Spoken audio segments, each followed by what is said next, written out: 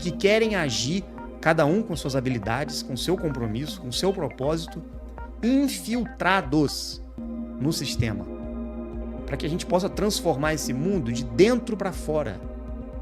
Não vai ter revolução, não vai ter movimentos, né, contrários.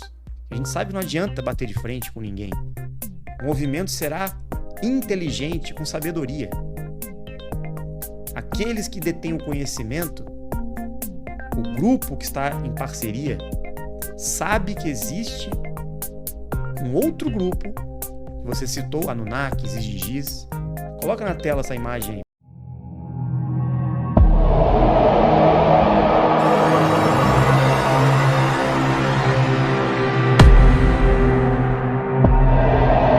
Esse grupo detém toda a informação, toda a hegemonia de poder sobre a Terra.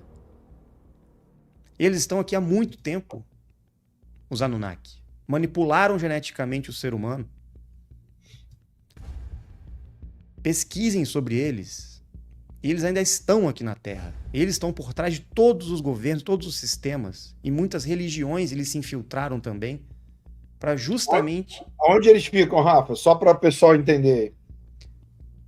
Eles não conseguem sobreviver na superfície, respirando oxigênio. Eles vivem em bases subterrâneas, adaptadas às condições que eles precisam para sobreviver.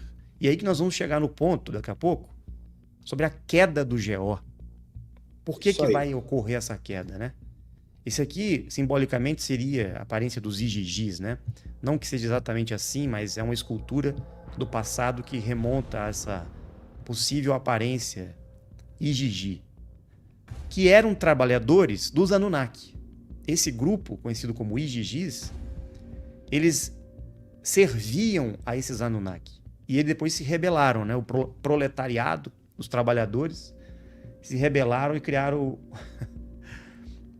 né, o partido político deles de poder, de controle. Está até hoje aí, os vermelhinhos. Então, em contrapartida, existem outros grupos e facções, de forma que nós temos hoje, basicamente, 4 setores que controlam a Terra. E são raças, são grupos que estão por trás dos governos. Existem referências a eles em esculturas do passado, como vocês estão vendo aqui. Isso aqui, gente, não é brincadeira. Isso realmente existe. Foram encontrados essas referências, né? Esses achados arqueológicos, essas esculturas, desses antigos visitantes que aqui chegaram e estão aqui até hoje, esses caras. Em todas as civilizações nós vamos encontrar a presença deles. São os astronautas, Rafa? Sim, que o pessoal chama, né? Os antigos astronautas. Sim. E tudo mais. Engraçado que a NASA, né, utiliza essa mesma configuração para os seus astronautas. E é claro que vão justificar como a ida à Lua, aquela baboseira toda, né? Mas a roupa é... Exatamente. E assim, é impressionante, chega a ser escrachado, né? As referências de antigos povos com essas esculturas, apresentando o quê? Se na época nem existia agência espacial, não existia essas tecnologias, essas roupas, né? Então, de onde vieram esses caras, né? Essa é outra pergunta interessante. Agora, eu quero mostrar para vocês algo para vocês pesquisarem depois sobre esses 4 símbolos, tá? Isso tem até em algumas igrejas católicas, chamado de tetramorfo. O anjo, o leão, a águia e o touro. Ocorreu um sincretismo nas religiões associando esses 4 símbolos aos 4 evangelhos, mas não tem nada a ver, tá, uma coisa com a outra. Esse tetramorfo, essa simbologia, diz respeito aos 4 grupos Anunnaki que controlam a Terra. As 4 facções de poder, que estão separadas hoje e que têm a sua demarcação territorial. Aqui outra representação deles, né, antiga. Seriam o que nós chamamos de principados, Rafael? Tem a ver. Tem a ver. Aqui numa escultura lá da antiga Mesopotâmia, né, da antiga Suméria, você pode ver que deixaram o touro, o leão e a águia e tiraram aqui um símbolo que existia aqui. Quem que estava aqui, né? Foi destruído, removeram aqui por algum tipo de interesse. E no centro, uma figura alada, no controle de tudo, né? Uhum. Aqui mais uma representação. E esse símbolo é o que foi removido, que muitos chamam de dragão, né? Na China imperial, por exemplo, e faz referência a quem? Ou peixe, enfim, outros símbolos, né? Faz referência a um Anunnaki chamado Enki, o deus das águas, né? Ele que tem relação com toda essa simbologia ligado às águas, ao peixe, ao dragão. Ele foi responsável por toda a manipulação genética e criação da raça humana no passado, junto com a sua irmã, Ninhursag. E ele é um dos que está no poder hoje na Terra. E a facção dele, do Enki, está totalmente relacionada a esse movimento geopolítico que nós percebemos ligado ao que nós podemos chamar hoje o que mais se aproxima do bem, né? Dos valores e princípios conservadores. Patriotismo. Exatamente. O Enki, como um deus do passado, ele sempre preservou a humanidade, a família. Ele sempre quis ajudar as suas criaturas, vamos dizer assim, né? Ele que é Então, o Javé, ou Rafael? Não. Não, né? Não. Nós vamos chegar lá. Então, só para entender que o Enki sempre teve uma postura, dentro dessas 4 facções, uma postura sempre de colaborar e de preservar e proteger a humanidade, apesar de ser um Anunnaki, né? Porque o Enki, ele várias vezes teve uma interação e um contato, inclusive uma parceria em diversos momentos, com as 49 raças. Por isso que ele é diferente. Por isso que ele tem uma visão diferente, né?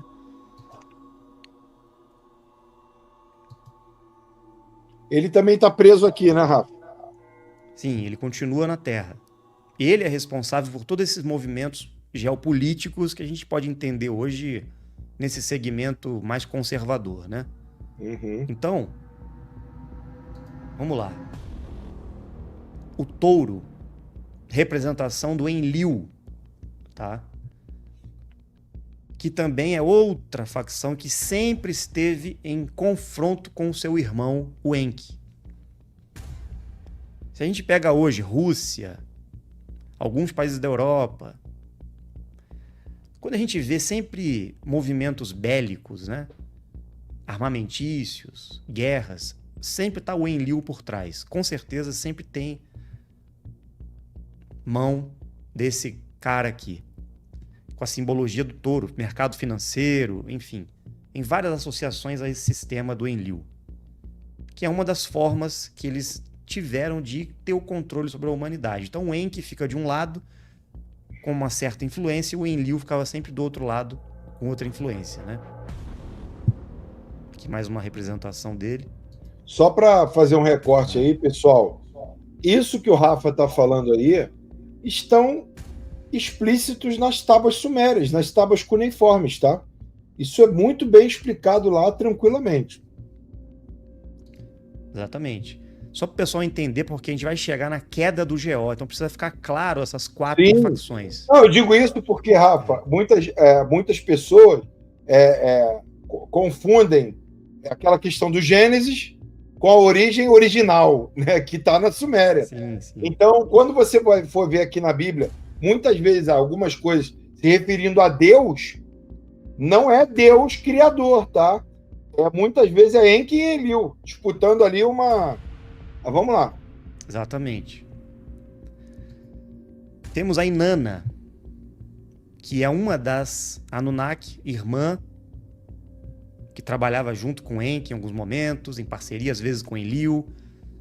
E a influência da Inanna sempre esteve muito presente nas nações que nós vamos encontrar a simbologia da águia. Estados Unidos e outras nações. Algumas simbologias que a gente percebe aí a presença dessa influência, né, do grupo dela. Aqui uma imagem antiga também, que pode ser associada a ela, Ishtar, a deusa Ishtar, que é Inanna, né? E aqui Marduk, o leão, que está muito ligado ao Vaticano, alguns movimentos religiosos. Para a gente entender melhor esses segmentos, o que aconteceu? Estes Anunnaki sempre competiam entre eles, tentavam ter o seu poder na Terra e às vezes tinham acordos, né, entre eles.